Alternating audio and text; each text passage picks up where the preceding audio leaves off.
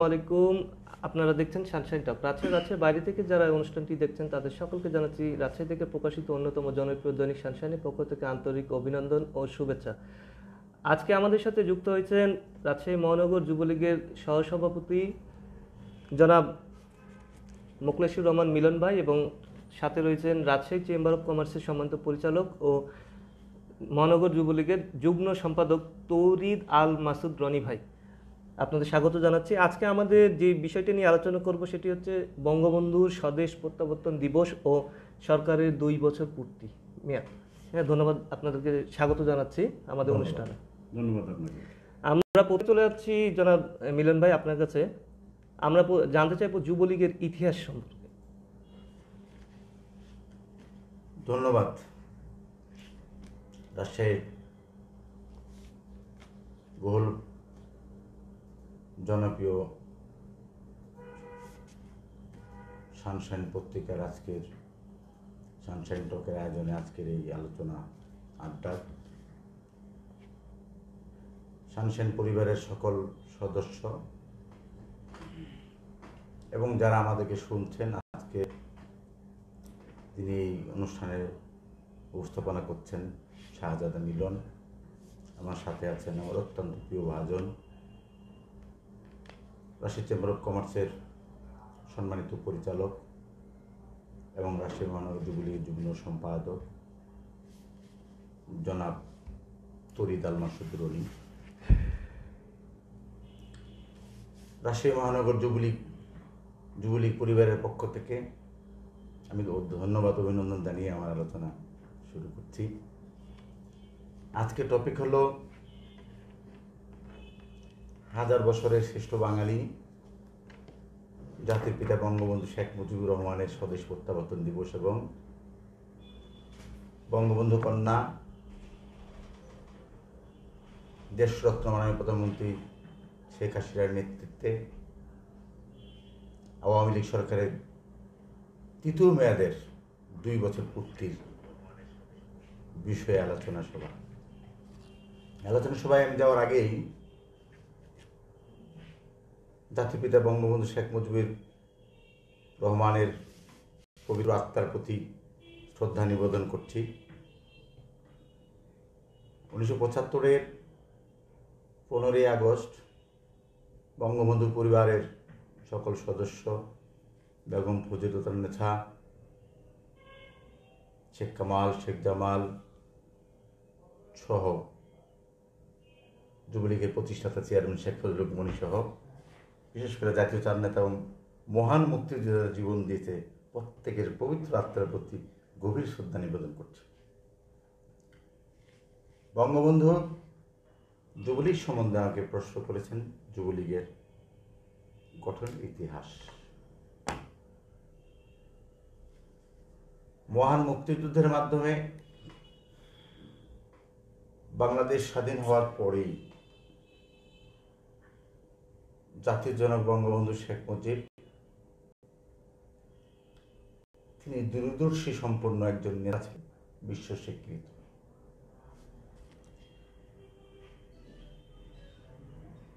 তার রাজনৈতিক জীবনের প্রতিটি চিন্তা, চেতনা, ধ্যান, ধারণা বাংলার মানুষকে নিয়েছিলেন। বাংলার মানুষ, বাংলার স্বাধীনতা, বাংলার মুক্তি, বাংলার মানুষের অর্থনৈতিক মুক্তি, এটি তার জীবনের সাথে মিশেছিলেন। তাই যখন দেশ স্বাধীন হয়ে গেল, বঙ্গবন্ধু শেখ মুজিব বললেন, চিন্তা করলেন, দেশ স্বাধীন হয়েছে, এ দেশকে গঠন করতে হলে যুব সমাজকে ঐক্যবদ্ধ করতে হবে। তাই সেদিন বঙ্গবন্ধু বলেছিলেন, আমি রক্ত চেয়েছিলাম, তোমরা রক্ত দিয়েছো, আমি বাংলার স্বাধীনতা এনে দিয়েছি। ফজলুল মনি ভাইকে বললেন, তুমি আমায় সোনার চেয়ে উপহার দাও, আমি সোনার বাংলা উপহার দিই। এই সোনার বাংলা প্রতিষ্ঠার লক্ষ্যে বঙ্গবন্ধু তার জীবনের সকল যৌবনকে বিসর্জন দিয়েছেন। যে স্বপ্ন, সেই স্বপ্ন বাস্তবায়নের লক্ষ্যে এই যুব সমাজ অগ্রণী ভূমিকা রাখবে, তার লক্ষ্যে 1972-এ 11 নভেম্বর সেই উপমহাদেশের প্রখ্যাত সাংবাদিক ছাত্রলীগের এক সময়ের সাধারণ সম্পাদক 62-63 মেয়াদের বিএলএফের মুক্তিযোদ্ধা শেখ ফজলুল হক মনি সেদিন এই যুবলীগ তার নেতৃত্বে প্রতিষ্ঠিত হয়েছিল। এক কথায় যদি বলি ইতিহাস, যুবলীগ প্রতিষ্ঠিত হয়েছিল 30 লক্ষ শহীদের রক্তের বিনিময়ে। বঙ্গবন্ধু এই দেশ স্বাধীন করে যে দেশটিকে প্রতিষ্ঠা করতে চেয়েছিল সেটিকে পূর্ণাঙ্গ রূপ দেওয়ার জন্য যে কর্মকাণ্ডে যুবলীগ সহযোগিতা অগ্রণী ভূমিকা পালন করবে এর জন্য। আচ্ছা, ধন্যবাদ মিলন ভাই, চমৎকার আপনি বক্তব্য জানিয়েছেন এবং আমরাও জানতে পারলাম যুবলীগের প্রকৃত যে ইতিহাসগুলো। আমি যাচ্ছি রনি ভাই আপনার কাছে জানবো যে সরকারের 2 বছর পূর্তি হয়ে গেল এই কিছুদিন আগে। সরকার দেশে যেভাবে উন্নয়ন করছে, আমরা যদি পদ্মা সেতুর কথা বলি, তখন কিন্তু অনেকেই বিদেশিরা মুখ ফিরিয়ে নিয়েছিল। আমাদের মাননীয় প্রধানমন্ত্রী তিনি দায়িত্ব নিলেন যে না, আমি যখন বলেছি এটা করবো সেটা, এবং তিনি করেও দেখাচ্ছেন একজন তার দলের নেতা বা কর্মী হিসেবে। আপনি সেটা কিভাবে দেখছেন? ধন্যবাদ মোহাম্মদ শাহজাদা মিলন ভাই, এবং ধন্যবাদ জানাই সানশাইন টকের সকল সদস্য এবং পরিবারবর্গ যারা এটার সাথে সংযুক্ত আছেন। সকলকে আমি জানাই আমার ব্যক্তিগত পক্ষ থেকে শুভেচ্ছা অভিনন্দন। ধন্যবাদ জানাই আপনাকে যে আমাকে এই জায়গায় এই বিষয়টি নিয়ে আলোচনা করার একটি সুযোগ দিয়ে বা আমাকে আমন্ত্রণ জানানোর জন্য আপনাদেরকে অসংখ্য ধন্যবাদ জানাই। তো ঘটনা হচ্ছে যে উন্নয়ন, আমাদের সরকার, আমাদের সফল রাষ্ট্রনায়ক জননেত্রী শেখ হাসিনা তৃতীয়বারের মতন আমাদের রাষ্ট্রের হাল ধরে আছেন, যাকে হাল ধরা বলেন, আমাদের দেশের হাল ধরে আছেন তৃতীয়বারের মতো। এই 2 বছর পূর্তি হয়েছেন কিছুদিন আগে। বিষয়টি আমাদের আসলে, আমরা যদি যেহেতু এই আদর্শে বিশ্বাসী, সুতরাং আমরা যদি বলি একটি কথা, সেটি অনেকটা যেমন মনে হয় যে আমরা মনে হয় সংগঠনের সাথে জড়িত তাই কথাগুলো বলছি। বিষয়টি তা নয়। বিষয়টি হচ্ছে যে আপনারা বাংলাদেশের বাসিন্দা এবং যারা দেখছেন তারা হয়তো বাংলাদেশের আছেন, বহির্বিশ্বে অনেকে দেখছেন। আপনারা নিজেরাই বিবেচনা করে দেখেন যে অ্যাকচুয়ালি আমাদের সরকার, আমাদের জননেত্রী শেখ হাসিনার সুষ্ঠু নেতৃত্বে বলেন, বলিষ্ঠ নেতৃত্বে বলেন, ওনার যে চিন্তাধারা, ওনার যে দক্ষতা, সেই দক্ষতা দিয়ে আমাদের দেশটা কোন জায়গায় ছিল, এখন কোন জায়গায় নিয়ে এসেছেন, এতটুকু বিবেচনা করলেই কিন্তু আপনারা বুঝতে পারবেন যে আমাদের দল এই অনুযায়ী কতটুকু কাজ করে যাচ্ছে এই দেশের জন্য। আমি যতটুকু জানি, আমি যতটুকু রিয়েলাইজ করেছি বা উপলব্ধি করি যে আমাদের নেত্রী জননেত্রী শেখ হাসিনা একটা জিনিস মনে সবসময় অনুধাবন করেন যে এই দেশটা আমাদেরই নেতৃত্বে, আমাদের সর্বকালের সর্বশ্রেষ্ঠ বাঙালি জাতির পিতা বঙ্গবন্ধু শেখ মুজিবুর রহমানের বলিষ্ঠ নেতৃত্বে এই দেশটি স্বাধীন করেছেন। যে একটি দেশ আমরা লাল সবুজের পতাকা পেয়েছি, একটি দেশ আমরা নেতৃত্ব দিয়ে স্বাধীন করেছি। সেই দেশটি তাহলে সম্পূর্ণ একটি নিজের কিন্তু একটা কেন্দ্রিক একটা কিন্তু অনুভূতি আছে যে এই দেশটা আমাদের নেতৃত্বে স্বাধীন হচ্ছে, আমরা এইখানে এই দেশটিকে নিয়ে আমাদের চিন্তা করতে হবে না। এবং আমি যতটুকু বুঝি যে উনি কিন্তু এই দেশকে নিয়ে চিন্তা করেন, দেশের কোন জায়গায় উন্নয়ন করতে হবে, কি করলে আমার দেশের জনগণ ভালোভাবে থাকবে, 2 মুঠো ভালো মতো ভাত খেয়ে জীবনযাপন করবে সুষ্ঠুভাবে, নেতৃত্বে দিয়েই কিন্তু উনি আজকে আমাদের এই অবস্থায় নিয়ে এসছেন বাংলাদেশ। এবং যার কারণে এখন বহির্বিশ্বের কিন্তু আমাদেরকে আমাদের নেত্রীকে আইকন হিসেবে মানেন এবং আমাদের দেশের সকল উন্নয়নকে তারা কিন্তু পর্যবেক্ষণ করে এবং সেটা ওনারা কিন্তু অনুধাবন করে এবং অনেকটা অ্যানালাইসিস করছেন যে কিভাবে আমরা বাংলাদেশের মতন উন্নয়নের দ্বার প্রান্তে যেতে পারি। আচ্ছা, ধন্যবাদ রনি ভাই। আমি একটু মিলন ভাইয়ের কাছে জানতে চাইবো, বঙ্গবন্ধু স্বদেশ প্রত্যাবর্তন দিবস গতকালকে পালিত হলো সারা দেশব্যাপী, এবং এটা সারা বিশ্বেও অনেকে জানছেন যে মুক্তিযুদ্ধের পর একজন মহান নেতা তার দেশে ফিরছেন। একজন দলীয় কর্মী হিসেবে আপনি যেই দলকে সাপোর্ট করছেন, সেই দলের সর্বোচ্চ পর্যায়ের যিনি নেতা, তিনি দেশে আসছেন, এটা আপনি কিভাবে অনুভূতিটা ব্যক্ত করবেন? দেখেন, আপনি একটা কঠিন প্রশ্ন করেছেন। বঙ্গবন্ধু শেখ মুজিববিহীন বাংলাদেশ বাংলাদেশের স্বাধীনতা অসম্পূর্ণতার মধ্যে ছিল। জাতি যেন বঙ্গবন্ধু শেখ মুজিব 8 তারিখে পাকিস্তানের কারাগার থেকে মুক্ত হয়ে 10 তারিখে বাংলাদেশে এসছে। বঙ্গবন্ধু বাংলাদেশে আসার মধ্যে দিয়েই স্বাধীনতার পূর্ণতা লাভ করেছে। আজকে আমরা 50তম স্বাধীনতা দিবস পালন করতে যাচ্ছি, সেই বছরে পড়েছি। বঙ্গবন্ধুর স্বদেশ প্রত্যাবর্তন দিবসে আওয়ামী লীগ বঙ্গবন্ধুর আদর্শের সংগঠন যুবলীগের একজন কর্মী হিসেবে একটি অনুভূতি তো বিষয় তো আছেই। সবচেয়ে বড় কথা হলো জাতির জনক বঙ্গবন্ধু আজকে আওয়ামী লীগের উপরে চাপিয়ে দেওয়া হয়েছে। বঙ্গবন্ধু কোনো ব্যক্তির সম্পদ নয়, জাতির সম্পদ। এর কারণটি হলো বঙ্গবন্ধু মহান মুক্তিযুদ্ধের যেভাবে বাংলাদেশের শুধু যারা এই দেশের স্বাধীনতায় বিশ্বাস করেনি তারা বাদে, আমি আবারও কথাটা বলছি, শুধু যারা মহান মুক্তিযুদ্ধে আমাদের এই বাংলাদেশটিকে চায়নি এবং এখনো চায় না তারা বাদে, যারা এই বাংলাদেশকে স্বীকার করে, যারা 30 লক্ষ শহীদের রক্তের ঋণে নিজেকে ঋণী ভাবে বাংলাদেশের নাগরিক হিসাবে, আপনাকে প্রতিটি মানুষকে সর্বপ্রথম এই চেতনাটা আপনাকে ধারণ করতে হবে যে 30 লক্ষ শহীদের রক্ত ঋণে আমি আবদ্ধ। আজকে কিন্তু আমাকে জীবন দিতে হচ্ছে না।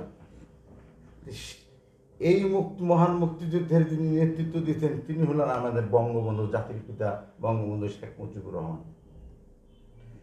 এই বাংলাদেশে 72-এর এই 10 জানুয়ারি হয়তো বা করোনার কারণে আমরা সংক্ষিপ্তভাবে অনুষ্ঠান আমাদের করতে হয়েছে। আমাদের সাধারণ সংগঠন আওয়ামী লীগের নেতৃত্বে আমরা কর্মসূচি পালন করেছি। আমি আওয়ামী লীগের কর্মী হিসেবে নয়, যুবলীগের কর্মী হিসেবে নয়, আমি এই বাংলাদেশের 30 লক্ষ শহীদের রক্তে ভেজা এই বাংলার একজন নাগরিক হিসেবে মনে করি মুক্তিযুদ্ধ, বাংলাদেশ, জাতির পিতা বঙ্গবন্ধু শেখ মুজিব অবিচ্ছেদ্য অংশ, দুইজনে একইভাবে জড়িত। অতএব প্রত্যেকটা মুহূর্ত, প্রত্যেকটা বিষয়ে এই বাংলাদেশে এই 3টি বিষয়কে একত্রিত করে বঙ্গবন্ধু, বাংলাদেশ এবং মুক্তিযুদ্ধকে সবার উপরে রেখে, সবার সামনে রেখে ধারণ করে আমাদেরকে রাজনীতি করতে হবে। শুধু আলোচনা দিবস এটিতে করলে হবে না, আমাদের কি করতে হবে সেটি হলো আজকে আমি বলছি এই 50তম বঙ্গবন্ধু এই স্বাধীনতার দিবসের প্রাক্কালে আমরা দাঁড়িয়ে বঙ্গবন্ধুর স্বদেশ প্রত্যাবর্তন দিবসে আজকে আমাদেরকে যুব সমাজকে, যারা মহান মুক্তিযুদ্ধে অংশগ্রহণ করার সুযোগ আমাদের হয়নি, আমরা মুক্তিযুদ্ধের প্রজন্ম হিসাবে, আমরা বঙ্গবন্ধুর রক্তের উত্তরাধিকার হিসেবে, জাতীয় 4 নেতার আত্মত্যাগের উত্তরাধিকার হিসাবে আমাদের মুক্তিযুদ্ধের পরবর্তী প্রজন্মের আমাদের এখন প্রধান কাজ হলো এই দেশে একটি মহান মুক্তিযুদ্ধের মতো শপথ নেওয়া এই দিবসে, বঙ্গবন্ধু স্বদেশ প্রত্যাবর্তন দিবসে, যে আজকে মহান মুক্তিযুদ্ধের মতো ঐক্যবদ্ধভাবে বাংলাদেশে একটি জিনিস প্রতিষ্ঠিত করতে হবে। 30 লক্ষ শহীদের রক্ত ভেজা বাংলায় রাজনীতি করতে হবে অবশ্যই মুক্তিযুদ্ধের চেতনায়। আপনাকে আওয়ামী লীগ করতে হবে এমন কোনো কথা না, কিন্তু আপনি বাংলাদেশের স্বাধীনতা ভোগ করবেন, বাংলাদেশের পতাকা ভোগ করবেন, এটি পৃথিবীর আর কোনো দেশে নাই।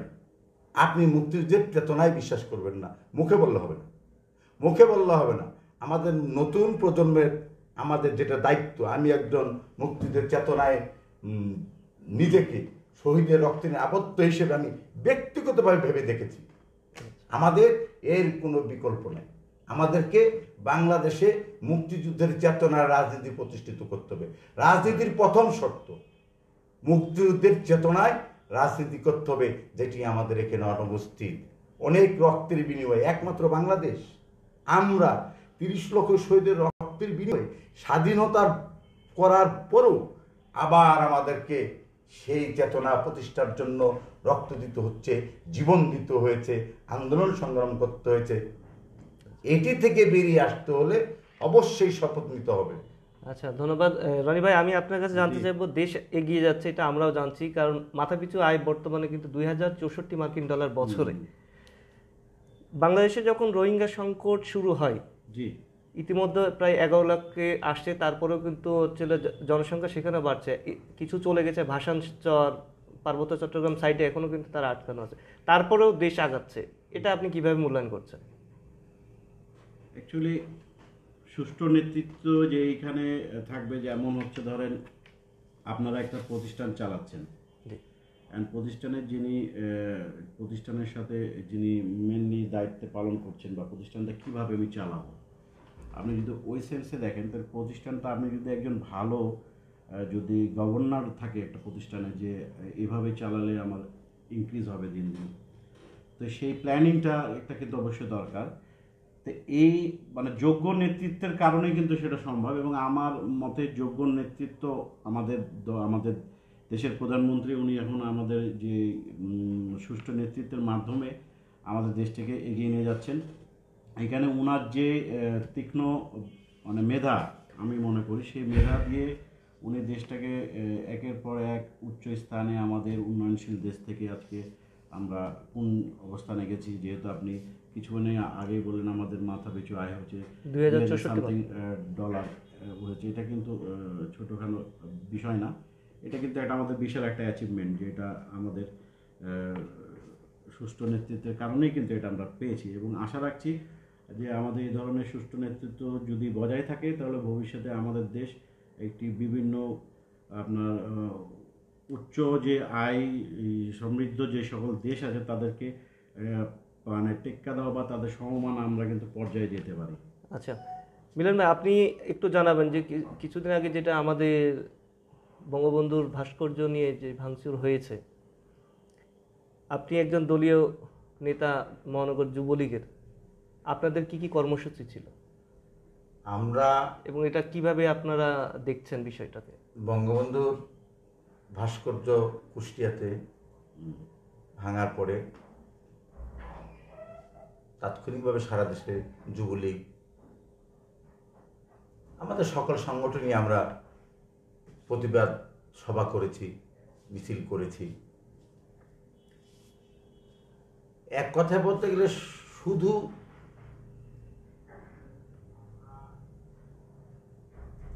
যারা এর সাথে জড়িত, ইন্ধন দিয়েছে, তারা বাদে সকল শ্রেণীর মানুষ এর প্রতিবাদ করেছে, আমরাও করেছি। বঙ্গবন্ধুর ভাস্কর্য নিয়ে আপনারা বিভিন্ন গণমাধ্যমে বিভিন্ন আলোচনা হয়েছে, আমাদের বিভিন্ন নেতৃবৃন্দ আলোচনা হয়েছে, আমরা আলোচনা করেছি। আমি আরেকটি আলোচনায় বলেছি, সে কথাটি বলব। বঙ্গবন্ধুর ভাস্কর্যকে আমি লাইভে কথা বলছি, যে কথা বলছি আমি দায়িত্ব নিয়েই বলবো ইনশাল্লাহ। আজকে বঙ্গবন্ধুর ভাস্কর্যকে আমরা রাজনৈতিকভাবে কথা বলেছি, আমি বিচার বিশ্লেষণ করে দেখেছি তারা যেহেতু বঙ্গবন্ধুর ভাস্কর্যকে ভাঙছে, বিরোধিতা করছে, ধর্মকে সামনে নিয়ে এসে ধর্মের প্রতি আমাদের দেশের মানুষের একটু দুর্বলতা আছে, আবেগ কাজ করে, আবেগ। আমি ধর্মীয় বিষয়ে চিন্তা ভাবনা করেছি, আমি আরেকটা আলোচনা করেছি বর্ণনা অনলাইনে। আজকে যারা বঙ্গবন্ধুর ভাস্কর্য নিয়ে কথা বলছে, এরা কারা, তাদের সম্বন্ধে আগে আপনাকে জানতে হবে।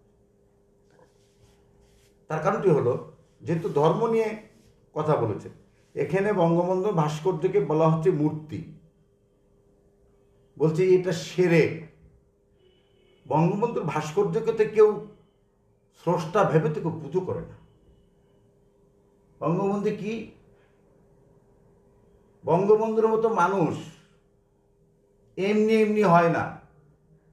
এ আল্লাহ প্রদত্ত মহান আল্লাহ তাআলা যুগে যুগে এক একটি জাতিকে মুক্ত দেওয়ার জন্য তিনি কিছু মানুষকে তৈরি করেন, প্রেরণ করেন। যেমন যুগে যুগে ধর্ম সংস্কারের জন্য যুগে যুগে জবানার মুজাদ্দেদ আল্লাহ তৈরি করেন।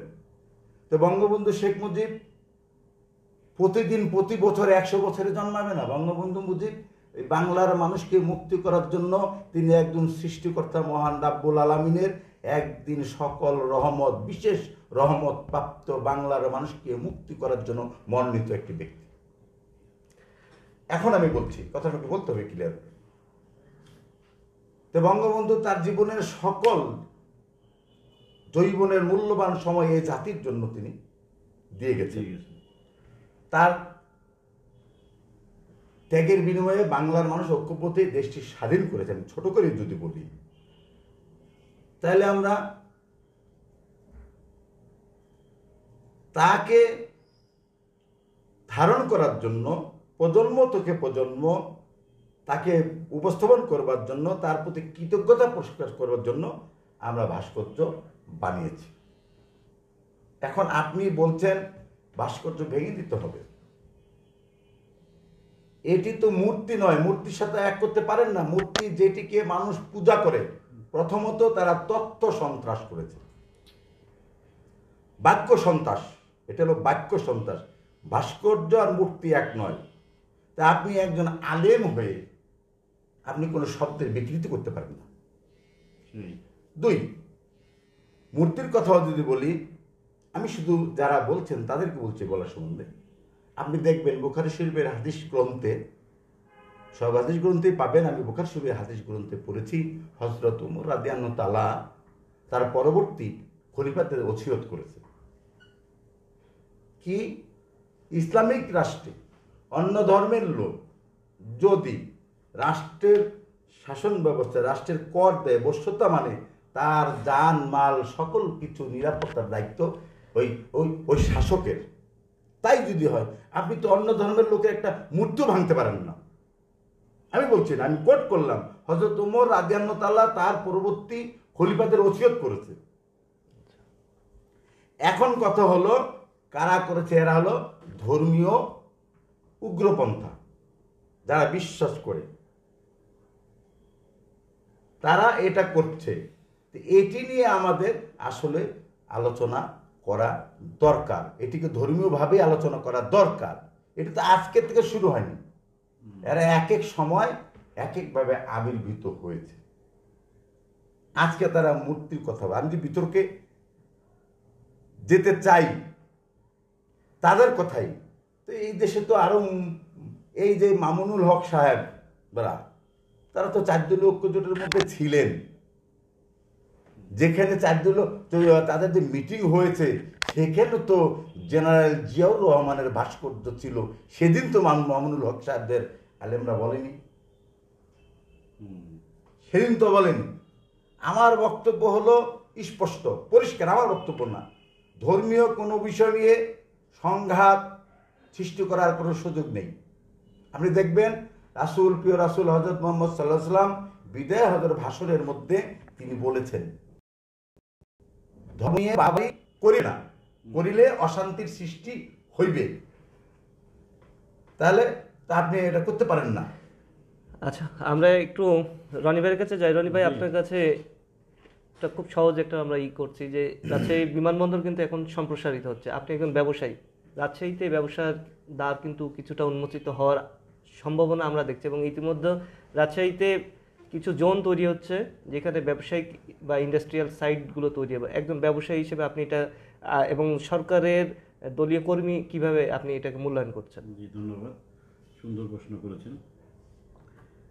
যেহেতু আমি ব্যবসায়িক প্রতিষ্ঠানের নেতৃত্বে একটি জায়গায় আছি, চেম্বার অফ কমার্সের ওয়ান অফ দ্য ডাইরেক্টর, এই সেন্স থেকে আমি নিজে যেহেতু একজন, আমার প্রতিষ্ঠান আছে, ব্যবসায়িক প্রতিষ্ঠান, সেই প্রতিষ্ঠান আমি পরিচালনা করি,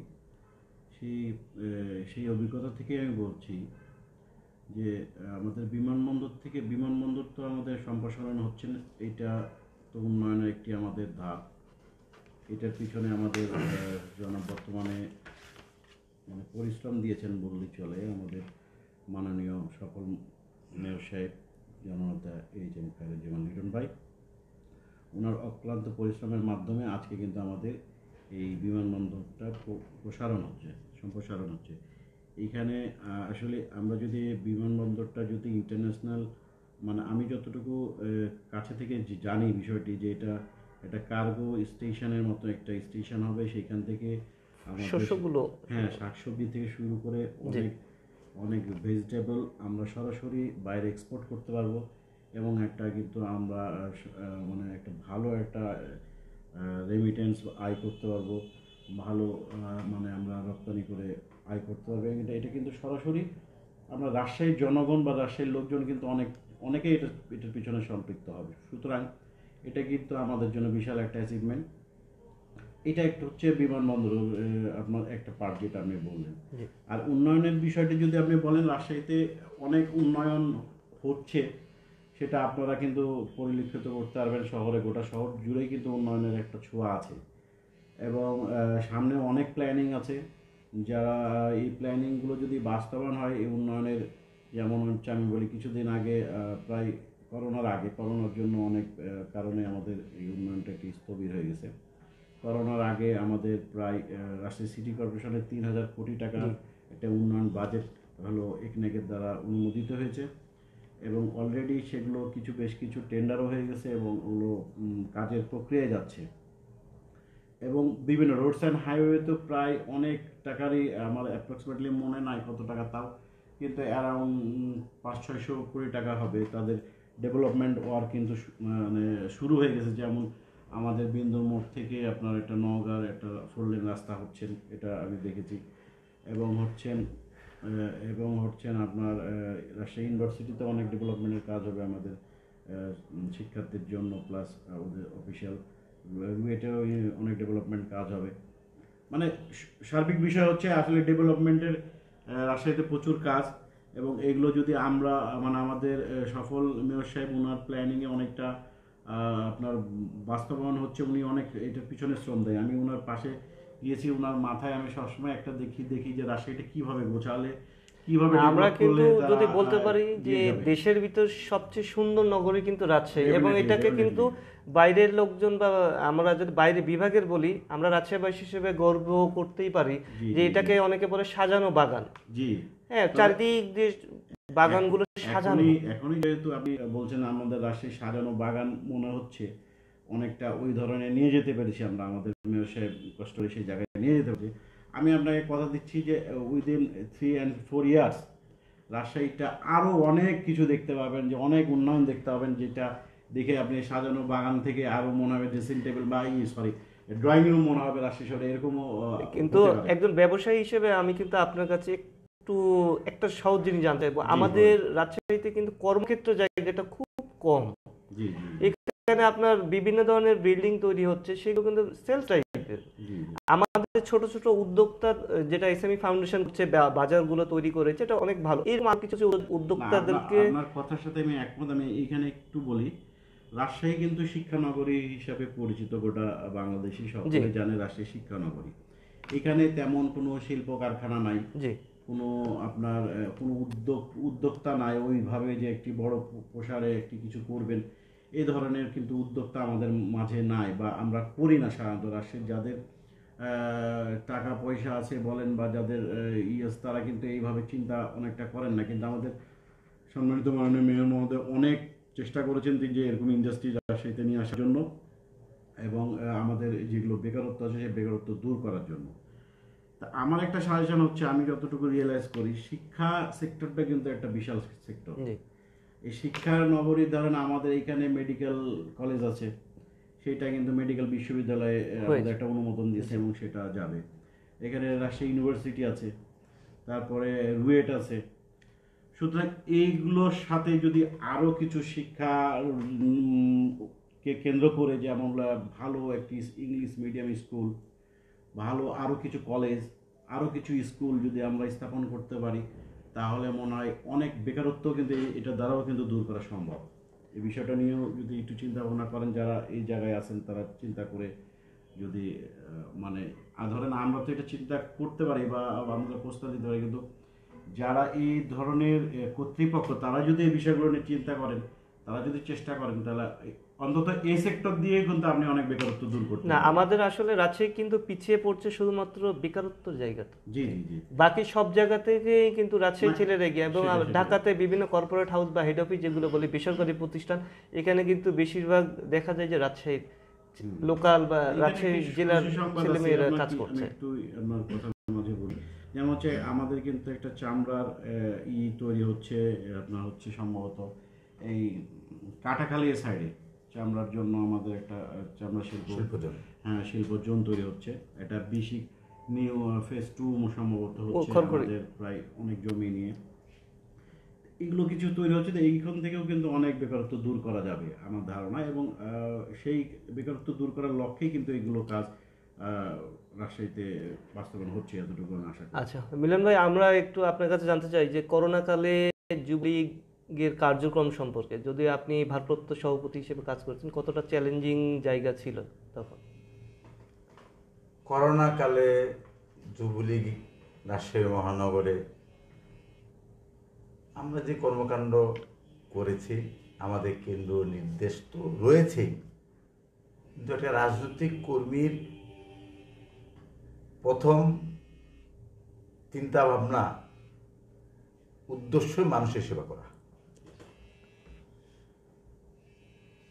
তার আলোকে রাজশাহী মহানগর যুবলীগ আমরা মানুষের পাশে দাঁড়িয়েছি, ত্রাণ দিয়েছি, ব্যক্তিগতভাবে ত্রাণ দিয়েছি, মহানগর পর্যায়ে ত্রাণ দিয়েছি, ওয়ার্ড পর্যায়ে নেতৃবৃন্দ ত্রাণ দিয়েছে, আমাদের ফাদার সংগঠন বাংলাদেশ আওয়ামী লীগ রাজশাহী মহানগর বিভিন্ন ত্রাণ সামগ্রী দিয়েছি। সেখানে আমরা সহযোগিতা করেছি আমাদের মাননীয় মেয়র জনায়ত এস এম খায়রুজ্জামান লিটন ভাই, তিনিও সিটি কর্পোরেশনের পক্ষ থেকে মেয়র হিসেবে দিয়েছে, সেখানে সহায়তা করেছি। আমরা এক কথায় প্রতি মুহূর্ত আমরা চেষ্টা করেছি মানুষের পাশে থাকবার জন্য, সচেতন করার জন্য। যখন যেটি প্রয়োজন হয়েছে আমাদের সাধ্যমতো আন্তরিকতার বিন্দু মাত্র আমরা ঘাটতি নাই আমরা করিনি, এটি আমরা বলছি। তারপর তো সবাই আপনারা জানেন যেহেতু করোনা মহামারী, করোনাতে কিন্তু আপনারা দেখেছি যে মহানগর যুবলীগ একটা সম্মুখ যোদ্ধা হিসেবে কাজ করেছে। হ্যাঁ, সেটা তুমি এক কথাই বলেছি। আমার তো বসে থাকার সুযোগ নাই, যেহেতু রাজনীতি করা তো আপনার যুব সংগঠন। প্রথম কাজটি হলো আমাদেরকে মানুষ কাজ করতে হবে। আচ্ছা, এই রনি ভাই, জি, আপনি একজন ব্যবসায়ী এবং আপনার নিজস্ব ব্যবসা রয়েছে। আমি দেখেছি যে আমরা বলতে পারি যে বিভিন্ন রাজশাহীর যুব ছেলে মেয়েদেরকে সজাগ রাখতে বা মাদকের হাত থেকে দূরে রাখতে আপনি নিজে কিন্তু খেলাধুলা বা বিভিন্ন সামাজিক কর্মকাণ্ডে জড়িয়ে রয়েছেন, এবং তাদেরকে আপনারা কিন্তু অর্থনৈতিক সহায়তাও দিচ্ছেন। জি জি, এই বিষয়টা নিয়ে একটু জানাবেন। জি, যেহেতু আমি খেলাধুলার সাথে যেহেতু আমি জড়িত ছিলাম প্রায় শিশুকাল থেকে, এবং একটা জিনিস প্রথম থেকেই আমি করতাম যে নেশাজাতীয় কোনো জিনিস একটা মানুষকে নেশাগ্রস্ত মানুষকে কখনো বিল্ড আপ করতে পারে না। নেশাটা মানুষকে আস্তে আস্তে ডিস্ট্রয় করে দেয়, তার লাইফটাকে প্রায় ডিস্ট্রয়ের দিকে নিয়ে যায়। সেই থেকে আমি কিন্তু চিন্তা করি যে বিভিন্ন ছোট পরিসরই হোক আর বড় পরিসরই হোক, এই খেলাধুলার সাথে যদি এই যে যুব সমাজকে সম্পৃক্ত করতে পারি, এবং অনেক কিশোর থেকে শুরু করে অনেককেই যদি অনেক মুরব্বীরাও এতে ইন্টারেস্ট থাকে এবং ওদেরকেও যদি সম্পৃক্ত করতে পারি, তাহলে আমরা কিন্তু খেলাধুলার মধ্যেই বিচরণ করব। অন্য কিছু চিন্তা কিন্তু মানুষের মাথায় তখন থাকে না। যেহেতু আমি নিজে একজন খেলোয়াড় ছিলাম, আমি বিষয়টা জানি। আল্লাহ যেহেতু আমাকে তৌফিক দান করেছেন, ব্যবসা প্রতি করি, নিজের একটা অবস্থান আছেন, সেই অবস্থান থেকে আমি কিন্তু চেষ্টা করি যে যারা খেলাধুলার সাথে বিন্দুমাত্র ইন্টারেস্ট আছে তাদেরকে আমি আরও উৎসাহ দিই যেন খেলাধুলার সাথে খেলাধুলাটাকে আরও প্রসার করার জন্য। এটা থেকে আপনার হয় কি যে এরা মাদক থেকে অটোমেটিক্যালি দূরে চলে আসবে এবং খেলাধুলার পিছনেই তারা শ্রমটা দিবে। না, আমরা দেখেছি কিন্তু সম্মানিত মেয়র সাহেব এবং তার স্ত্রী এবং তার কন্যাও কিন্তু খেলাধুলা নিয়ে প্রচন্ড করে, এবং সেই ক্ষেত্রে আপনি দলের পরিবেশে আপনি নিজেও কিন্তু ব্যক্তিগতভাবে খেলাধুলার প্রতি খুব আকর্ষণ করছেন। অবশ্যই অবশ্যই, এইখানে একটা বিষয় আছে যে ধরেন আমি তো চেষ্টা করছি এখন একটা জিনিসকে বাস্তবায়ন করতে হলে বা ওটার প্রকৃত রূপ দিতে হলে কিন্তু ওইটার আসলে প্রকৃত ব্যক্তি লাগে। তো সেই জায়গায় ধরেন আমাকে যদি আমার মাননীয় মহোদয় যদি আমাকে সহযোগিতা না করে, আমাদের সম্মানিত সহসভাপতি, আমাদের শ্রদ্ধেয় গুরুজন, আমার ব্যক্তিগত খুব ভালোবাসার একজন ব্যক্তিত্ব আমাদের শাহিন আক্তার এরি ভাবি থেকে সহযোগিতা যদি না করেন, এবং আমাদের আরেকজন আছেন বাস্তি, আমাদের অন্য জামান, সহযোগিতা না করেন, তাহলে আমার জন্য কিন্তু একটু কষ্টকর। কারণ উনাদের সহযোগিতা এবং উনাদের উপস্থিতির কারণে প্রত্যেকটি জায়গায় আমাদের খেলাধুলা কিন্তু একটি রূপ পায়, যেটা হলো মানে পারফেক্ট একটা রূপ বলে, সেই রূপটা পায়। এবং এটা কিন্তু একটা ডেফিনেটলি তখন একটা জিনিসটা কিন্তু মানে একটা ম্যাচুরড একটা জিনিস হয়। এগুলোকে আমরা চেষ্টা করি সকলকে নিয়ে। রনি, আমরা একটু মিলন ভাইয়ের কাছে যাব, যে যুবলীগ নিয়ে যেমন আপনারা গর্ব করছেন, যুবলীগের কিছু বিতর্কিত কর্মকাণ্ডের কারণেও কিন্তু আপনারা নিজেদেরকে নিন্দিত করে ফেলছেন। আমরা ক্যাসিনো কাণ্ড নিয়ে যদি কথা বলি, সেক্ষেত্রে আপনি একজন যুবলীগের কর্মী বা নেতা যেভাবেই দেখেন না কেন, এটা আপনাকে কতটা বিব্রত বোধ করছে? না, এটি তো বিব্রত বোধ অবশ্যই করছে। প্রশ্নটা হলো, বিব্রত তো করছে। ক্যাসিনো কাণ্ড, ক্যাসিনো বাংলাদেশে হয়েছে, ক্যাসিনোর সাথে যারা ছিল তাদেরকে গ্রেপ্তার করেছে। তবে আপনাদের সকলেরই জানা আছে এই ক্যাসিনো কাণ্ডটা, ক্যাসিনো যে বাংলাদেশে এত বিস্তৃত ভয়ানক রূপ ধারণ করেছে, এটা কিন্তু কেউ বলতে পারবে না একদিন কোনো পত্র পত্রিকা গণমাধ্যমে এসেছে, এটা কিন্তু বলতে পারবেন না। যে মাননীয় প্রধানমন্ত্রী, তিনি রাষ্ট্রের প্রধান, যেহেতু বঙ্গবন্ধুর কন্যা, তিনি অন্য প্রধানমন্ত্রী, রাষ্ট্রপতি ঘুমিয়ে রাষ্ট্র চালান না। জি জি, তিনি খোঁজ খবর নিয়েছেন, তিনি তাদেরকে গ্রেপ্তার করিয়েছেন। এখন দেখলাম বিষয়টা উল্টো। আপনি বললেন না, নিউজ এমন না কেউ আন্দোলন করছিল, সম্রাট ওখানে ক্যাসিনো খেলছে, আমাদের দল, আমাদের সরকার, মানে প্রধানমন্ত্রীর কন্যা, বিষয়টা তো তা না। দায়িত্ব নিয়ে তাই গ্রেপ্তার করেছে, কথা আমি বলছিলাম। এখন বক্তব্য হলো, একটি মানুষের যে কোনো সময় নৈতিক অধঃপতন ঘটতে পারে। আপনি দেখবেন যে দলের কোনো, সে যুবলীগ হোক, ছাত্রলীগ হোক, যে হোক, দলের সে কোনো খারাপ কর্মকাণ্ড করলে আমার দল, আমাদের মাননীয় প্রধানমন্ত্রী, আমাদের সরকার সেটাকে সমর্থন করে কি না। মানুষ, আমি আজকে এই মহানগর যুবলীগে 23 বছর আছি, প্রায় 30-32 বছর হলো, 4বার দল ক্ষমতা এসছে। সরকারি ফোন লাগে, দলের ফোন দিয়ে এরকম একটা ব্যবস্থা আমি করি না। দল আমাকে একটা দায়িত্ব দিল, কালকে যদি আমার অধঃপতন, নৈতিক অধঃপতন হয়, দল কি দায় নিবে? যেহেতু মানুষের স্বভাব হলো যে কোনো মুহূর্তে মানুষের চরিত্রের অবনতি ঘটতে পারে, এটি মানুষের স্বভাব। এখন বিষয় হলো, এই ব্যাপারে আমার কথা পরিষ্কার, যিনি দুর্নীতি করবেন, আমরা দুর্নীতিকে আমাদের মাননীয় প্রধানমন্ত্রী প্রশ্রয় দেয়নি, দল প্রশ্রয় দেয় না, আমরা দিব না, আমরা সমর্থন করি। তবে কথাটা হলো, একটি মানুষের এটি স্মরণ করতে হবে, একটি মানুষের নৈতিক অধঃপতন যে কোনো মুহূর্তে হতে পারে।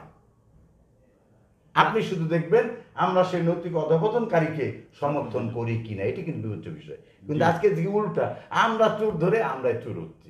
বিএনপি রাষ্ট্রীয় ক্ষমতায় ছিল, আমি চ্যালেঞ্জ দিয়ে বলছি, তাদের সেই সময় 4 দলীয় জোটের সময় একটি প্রথা ছিল বাংলাদেশে, যারা সংবাদ মাধ্যমের মানুষ, আমি তো লাইভে কথা বলছি, ওদের একটা দর্শন ছিল, সংবাদপত্র লিখতে লিখতে লিখতে লিখতে ক্লান্ত হয়ে ঘুমিয়ে যাবে, কিন্তু আমাদের কর্মকাণ্ড আমরা চালিয়েই যাব, এটি ছিল তাদের। আর আমাদের একটা তা না, পরিষ্কার। আচ্ছা রনি ভাই, রাজশাহীকে এগিয়ে নিতে সম্মানিত মেয়র সাহেব যেভাবে কাজ করছেন, এর পরোক্ষভাবে কিন্তু আপনারাও সম্মানিত হচ্ছেন, এই বিষয়টা কিভাবে দেখছেন আপনি? না, উনি তো অ্যাকচুয়ালি একজন ব্যবসায়ী হিসেবে কিভাবে দেখছেন, যদি এইভাবে বলি? এবারে ওনার বিষয়টা একটু না বললেই নয়। উনি হচ্ছেন আমাদের জাতীয় চার নেতা, 1000 বছর শ্রেষ্ঠ বাঙালি জাতির জনক বঙ্গবন্ধু শেখ মুজিবুর রহমানের বিশিষ্ট সহযোগী চার নেতা জনক এইচ.এম. কামরুজ্জামান হেনু সাহেবের সন্তান। যেহেতু উনি রাজশাহীর কামরুজ্জামান সাহেবের সন্তান, উনি কিন্তু রাজশাহীটাকে ঠিক ওইভাবে চিন্তা করেন, এবং রাজশাহীটার ডেভেলপমেন্টের জন্য উনি কিন্তু সবসময় সর্বদা কিন্তু এই ডেভেলপমেন্টেরই চিন্তায় ব্যস্ত থাকেন, আমি যতটুকু দেখেছি ওনাকে। সুতরাং আমাদের এটা আসলে ভাগ্য বললেই চলবে যে আমরা ওনাকে পেয়ে গর্বিত, এবং ওনার মতন যদি একজন গভর্নর রাজশাহী সিটি কর্পোরেশনে বসে থাকেন, ডেফিনেটলি আমাদের রাজশাহী সিটি কর্পোরেশন অনেক দূরে এগিয়ে যাবে। রনি ভাই, আমার কাছে একজন প্রশ্ন রেখেছেন যে রাজশাহী মহানগর যুব সমাজকে নিয়ে আপনার ভাবনা কি? জি, ধন্যবাদ। আসলে বাংলাদেশ আওয়ামী যুবলীগ একটি বৃহৎ একটি সংগঠন।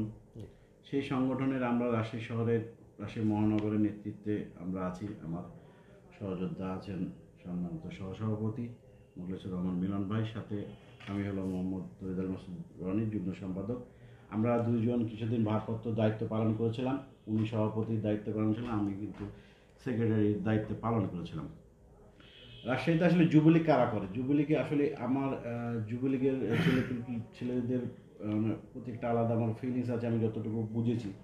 যুবলীগ কিন্তু একটা ছাত্রলীগ করার পর থেকেই, মানে ছাত্রলীগ কলেজ ইউনিভার্সিটি এগুলো লাইফ পার করার পরে কিন্তু সে যখন তার মাথার উপর একটা বোঝা আসে, যেমন হচ্ছে তার দায়িত্ব বোধ চলে আসে। বোঝা মানে দায়িত্বটা, ফ্যামিলির দায়িত্বটা আসে, মানে পড়ালেখা শেষ পরে যেই চ্যাপ্টারটাই হচ্ছে আপনার অনেকে কি করে যে যুবলীগ করার জন্য, এবং তার উপর যেহেতু দায়িত্ববোধ অনেক, তাহলে সে কিন্তু সেই দায়িত্ববোধ নিয়েই কিন্তু আসছে, সে যুবলীগ করে।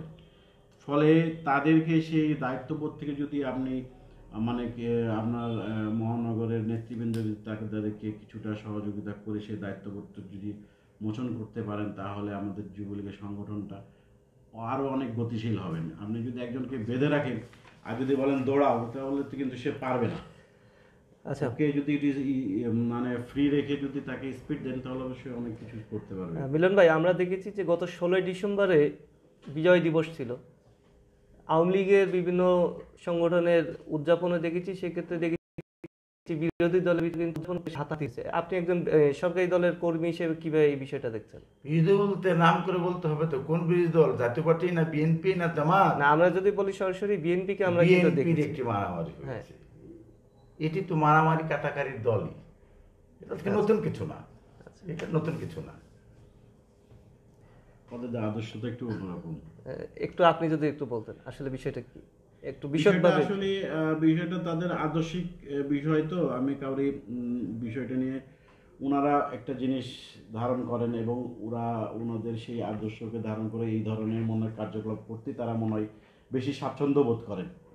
কিন্তু আমরা যেহেতু জাতির পিতা বঙ্গবন্ধু শেখ মুজিবুর রহমান সাহেবের আদর্শকে ধারণ করে আমরা বাংলাদেশ আওয়ামী লীগের সাথে সংযুক্ত, এই আদর্শ দিক থেকে চিন্তা করে আমরা কিন্তু এই জিনিসগুলো করতে পারি না। যদিও এখন আমরা বলতে পারি যে সরকারি দলে যতটা স্বাচ্ছন্দ্য আছে, অন্যান্য দল কিন্তু তেমন স্বাচ্ছন্দ্যে নাই। আমি এখানে একটু বলি। আচ্ছা, আজকে আপনি বলছেন ওদের দল ক্ষমতায় নাই, তাই প্রতিনিয়ত মারামারি হচ্ছে, অফিস ভেঙে দিচ্ছে, অমুককে মারছে। আপনার মেয়র নির্বাচনের সময় বটতলায় তারা বুলবুলের মিটিংয়ে তারা বোম মেরেছে, আমাদের তারাই কিন্তু আবার কেন্দ্রে বলেছে আমাদের মিটিংয়ে অমুকে। আপনারা আবার দেখেছেন রাজশাহীতে যখন এয়ারপোর্টে মারামারি হয়েছে, জেলা বিএনপির, মহানগর বিএনপির সেক্রেটারি, এগুলো তো হয়েই চলেছে। আমি এখানে একটা ইন্টারভিউ করতে চাই। এখানে একটা বিষয় আপনাকে আমি একটু ধরাই দিই।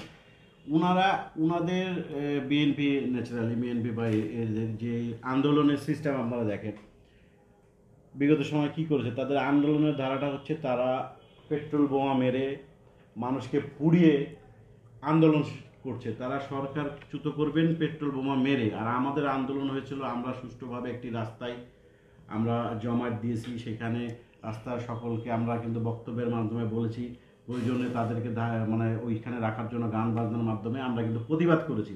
আমাদের প্রতিবাদের ধরনটা কিন্তু এরকম, ওদের প্রতিবাদের ধরনটা হচ্ছে হিংস্র। বিষয়টা ডিফারেন্স হলো এই জায়গায়। মিলন ভাই, আপনি প্রায় 30 বছর ধরে রাজনীতি করছেন, এটা আপনার কাছ থেকে যেটা জানলাম। সেক্ষেত্রে যুবলীগ থেকে আপনি মূল দলে যাওয়ার চিন্তা ভাবনা করছেন কিনা, বা দলের প্রয়োজনে যদি আপনাকে সুযোগ দেওয়া হয়? আসলে সত্যি কথা বলতে কি, আমার ব্যক্তিগত কথা বলি, আমি সর্বপ্রথমে দল করতে এসে আমি বলি, যেটা আমি হৃদয়ের কথা বলি, আমি সংগঠন করতে এসেছি মুক্তিযুদ্ধের শহীদের রক্ত ঋণে আবদ্ধ হিসেবে। তাদের যে কর্মসূচি সেটি বাস্তবায়ন করার জন্য আন্দোলন সংগ্রামে থেকে সবচেয়ে বড় কথা থাকতে পারাটা আমার প্রথম কথা, আমি যেন থাকতে পারি।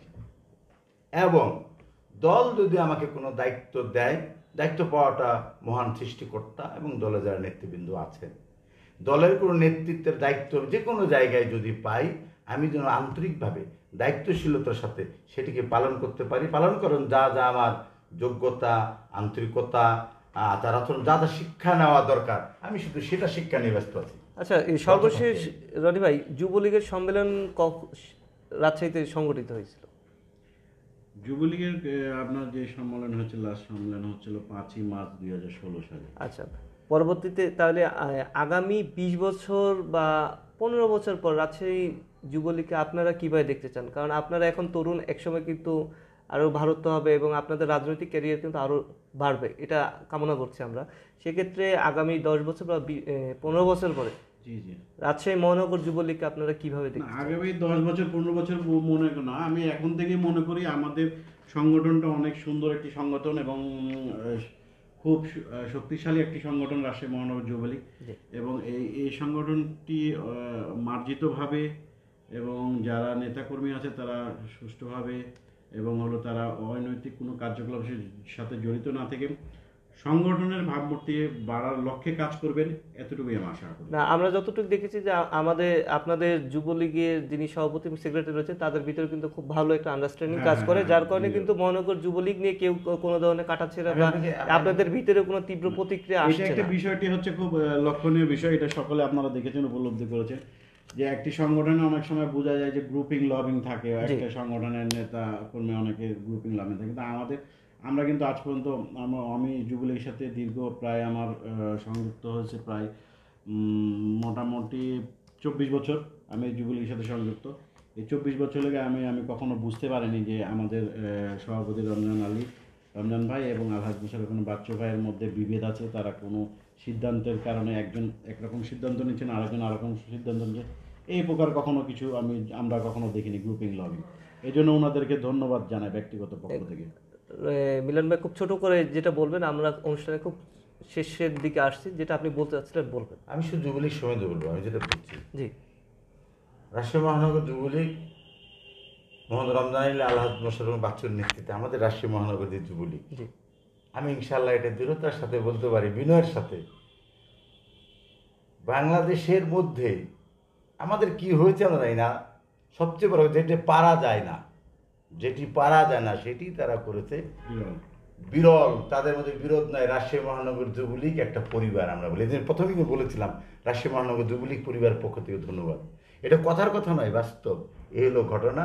বা আলহাজ মোশাররফ হোসেন বাচ্চু আর রমজান ভাইয়ের নেতৃত্বে যে যুবলীগ পরিবারবদ্ধভাবে আছে, আমরা প্রত্যাশা আগামী দিনও এই ধারা আরও পরিবর্তিত হয়ে এটি প্রতিষ্ঠিত থাকবে, পরিবার হিসাবে একটি যুবলীগ দায়িত্বশীল যুবলীগ হবে। সেক্ষেত্রে যদি তারা যুবলীগ থেকে মূল দলেও তো সবাই টার্গেট থাকে যে সবশেষে মূল দলে যেতে, সেক্ষেত্রে দেখা যাচ্ছে যে যদি আপনারা কখনো সুযোগ পান, সেক্ষেত্রে যুবলীগকে কিভাবে আপনারা করবেন, যে তারা যেভাবে পরিচালিত করছে সেভাবেই না একটু কিছু আলাদা কিছু করার চিন্তা ভাবনা করবেন? না, সেটি তো আলাদা হবে। আমাদের প্রথম যেটি যদি মহান রাব্বুল আলামিন দায়িত্ব দেন কাজ করতে, প্রথম কথা হলো আমরা একটা টেকসই নেতৃত্ব প্রতিষ্ঠিত করব, যুব সমাজ টেকসই নেতৃত্ব, যিনি যুবলীগকে নেতৃত্ব দিয়েও আগামী দিনে আওয়ামী লীগের নেতৃত্ব দেওয়ার মতো যোগ্যতা অর্জন করতে পারে। ত্যাগী নেতাদের ক্ষেত্রে আপনারা কি যুবলীগ থেকে কি ধরনের কার্যক্রম এখন পর্যন্ত পরিচালনা করেছেন, যারা দেখা যাচ্ছে দল করছে দীর্ঘদিন ধরে যুবলীগের সাথে জড়িত, সেক্ষেত্রে আপনারা যুবলীগের যারা বড় পর্যায়ে রয়েছেন তাদের জন্য আপনাদের কোনো কার্যক্রম এখন পর্যন্ত করেছেন কিনা? ঘটনা হলো আমরা তো ব্যক্তিগতভাবে তাদের আপদে বিপদে আমরা থাকি, সহযোগিতা। তাছাড়া আমরা তো কোনো এমনি কারোর জন্য কিছু করবো সেরকম কোনো দায়িত্ব তো যুবলীগ থাকে না। আমরা চেষ্টা করি আমাদের, আমরা একটু উদাহরণ দিই, যে দেখাচ্ছে যে তার অবস্থা খুবই খারাপ, ফ্যামিলিগত, তার মেয়ের বিয়ে, দেখাচ্ছে যে ব্যক্তিগতভাবে আপনারা যুবলীগের পক্ষ থেকে একটা সাপোর্ট দিচ্ছেন, এই বিষয়গুলো নিয়ে এগুলো চেষ্টা করা হয়, আন্তরিক, আমরা সকলে আন্তরিক চেষ্টা করা হয়, এগুলো মিডিয়ায় বলে মানুষের খাটো করতে চাই। আচ্ছা, আমরা সব শেষে রনি ভাই আপনার কাছে জানবো যে রাজশাহীতে গতকালকে কিন্তু রেশম নিয়ে আগাচ্ছে, রেশম বস্ত্রমন্ত্রী আসছিলেন, তিনি এটা উদ্বোধন করে গেলেন, এবং একজন ব্যবসায়ী হিসেবে আপনি রেশম যখন শুরু হচ্ছে তখন রাজশাহীর কিন্তু চাকরির বাজারটা আরো ওপেন হচ্ছে, এই জায়গা থেকে আপনি কিভাবে দেখছেন বিষয়টা? অনেক আসলে সাধুবাদ জানাই যেহেতু আমাদের মন্ত্রী মহোদয় আসছিলেন এখানে এবং এটা নিয়ে ওনারা চিন্তা করছেন, যেহেতু রাজশাহী কিন্তু রেশম নগরীও বলা হতো একসময়, জি। এখন প্রায় বিলুপ্ত পথেই চলে গেছে এটা বললে চলে। তবে এটা একটা বড় একটা বৃহৎ একটি সেক্টর। এই সেক্টরটা আসলে ঠিক প্রপারভাবে যদি পরিচালনা হয় বা প্রপারভাবে যদি আবার সেই কার্যক্রমগুলো ফিরে আসে, আগে আমাদের এটা অনেক একটা সচ্ছল একটা প্রতিষ্ঠান ছিলেন, তাহলে অবশ্যই রাজশাহীবাসী উপকৃত হবেন। সুপ্রিয় দর্শক, এতক্ষণ আমরা কথা বলছিলাম রাজশাহী মহানগর যুবলীগের সভাপতি মোখলেসুর রহমান মিলন ভাই এবং সাথে ছিলেন যুগ্ম সম্পাদক ও রাজশাহী চেম্বারের পরিচালক তৈয়দ আল মাসুদ রনি ভাই। আমরা মিলন ভাইয়ের কাছে জানলাম যুবলীগের ইতিহাস, বঙ্গবন্ধু স্বদেশ প্রত্যাবর্তন দিবস এবং তাদের রাজনীতি, এবং যেহেতু একজন ব্যবসায়ী ছিলেন সেক্ষেত্রে আমরা চেষ্টা করেছি যে রাজশাহীবাসীর জন্য নতুন কিছু পাওয়ার তাদের আপনাদেরকে জানানোর চেষ্টা করছি যে রাজশাহীতে ভবিষ্যৎ চাকরি বাজারটা কীরকম থাকতে পারে। আপনাদেরকে সকলকে ধন্যবাদ জানাচ্ছি যারা এতক্ষণ পর্যন্ত আমাদের সাথে ছিলেন। আর পড়ার সময় আপনারা সকলে মাস্ক পরুন, নিজে মাস্ক পরুন, অন্যকে মাস্ক পরতে উৎসাহিত করুন, নিজেরা হেফাজতে থাকুন, সকলে ভালো থাকুন, সুস্থ থাকুন। প্রতি সোমবার এবং বৃহস্পতিবার সন্ধ্যা 7:30টায় দেখতে থাকুন দৈনিক সানশাইনের পক্ষ থেকে সানশাইন টক। সকলকে ধন্যবাদ জানাচ্ছি। আসসালামু আলাইকুম। ধন্যবাদ।